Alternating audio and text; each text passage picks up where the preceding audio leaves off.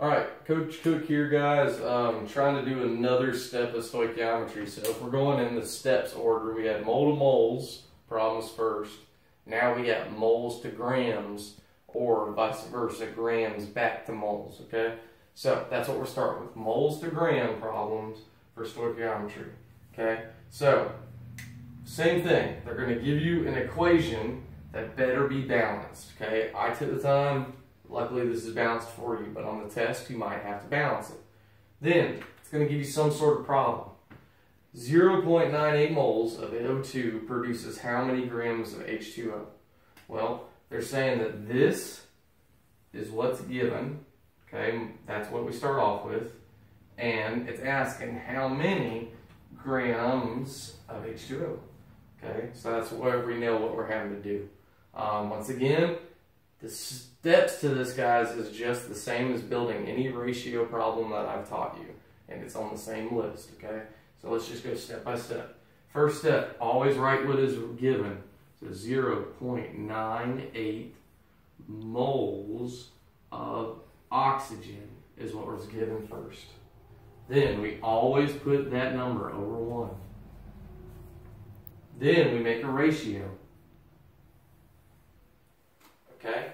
So nothing's changed from the last steps, last problems that we've done, mole to mole. Okay? But we know in our head that moles to grams, we have to add another step. So if you want, go ahead and make a third ratio out here because you know you're going to use it later. So next, whatever's up here always goes down here.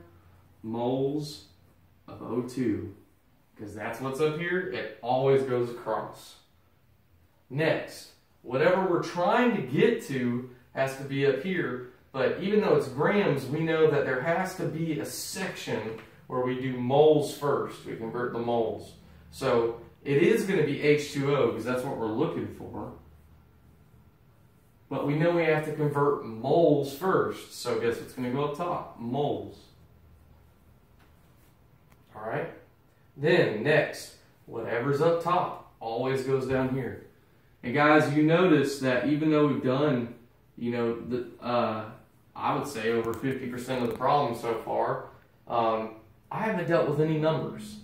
Do not put the numbers in until you have everything labeled, and then it's just easy fill in the blank problem after that.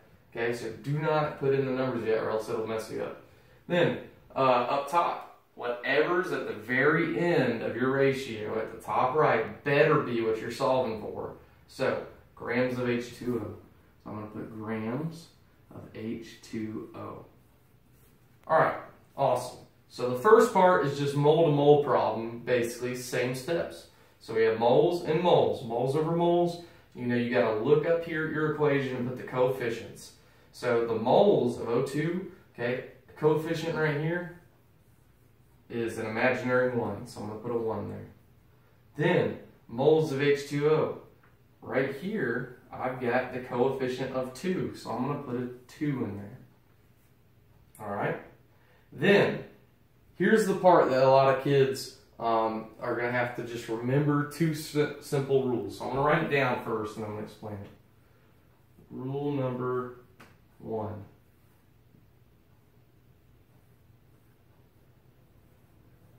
Sorry, give me 2 seconds. Alright, so rule number 1. Anytime in these ratios you have grams over moles or moles over grams, because it might be either or, the mole number is always going to be 1. So just something you're going to have to remember. Anytime it's moles over grams or grams over moles, you're always going to use the number 1 for moles. So guess what I'm going to put down here? I see grams over moles. The unit I'm going to use, or excuse me, the number I'm going to use is 1. Rule number 2, and these are just things, guys, you're going to have to remember, have to memorize. Okay? Anytime you have grams involved in the problem, you're going to use the molar mass. So anytime you have grams in the problem, you're going to use the molar mass. Okay? Well, I have grams of H2O. So I'm going to have to take a minute, step away from the problem, and do the molar mass of H2O. I'm going to do it right up here, okay? So, H2O in case you guys forget, we have hydrogen, we have oxygen in the problem. Okay, but we actually have 2 hydrogens.